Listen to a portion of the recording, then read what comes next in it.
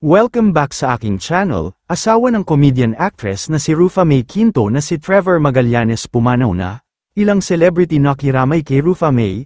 Panuurin at pakinggan ang buong detalye.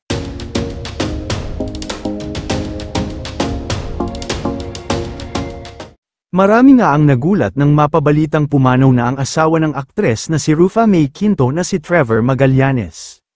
Marami kasi ang nakakaalam na kahit hiwalay na ang mag-asawa, ay inamin ni Rufa May na mahal niya pa rin si Trevor, at gusto niya pa dito na makipagbalikan.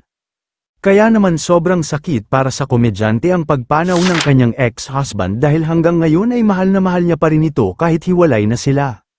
Samantala, mismong si Rufa May naman ang nag-post at nagpaalam sa publiko sa pamamagitan ng kanyang social media account ang tungkol sa pagpanaw ng kanyang dating asawa. Nagbahagi kasi ang komedyana ng mga throwback photos nila ng nakahiwalay na asawang si Trevor Magallanes kasama ang kanilang anak na si Athena.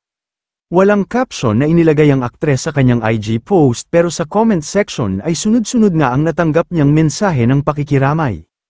Pati ang mga ilang celebrities na mga kaibigan niya ay bumuhos din ng pakikiramay dahil sa biglaang pagpanaw ng kanyang asawa. Makikita sa kanyang comment section na dinagsa ng pakikiramay ang komedyana.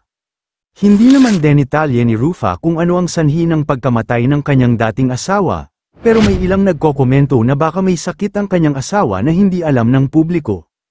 Samantala sa isang panayam noon, inamin ni Rufa May na mahal pa rin niya si Trevor dahil asawa pa rin niya ito at tatay ng kanyang anak pero, kailangan na raw nilang maghiwalay dahil ayaw na nito sa kanya, kaya naman nakakahiya naman daw kung hahabulin niya pa ito dahil kababae niyang tao, syempre nakakahiya naman daw. Kaya naman kahit mahal niya si Trevor ay hindi na niya hinabol, kaya naman nang pumanaw ang dati niyang asawa ay gano'n na lang siya sobrang nasaktan.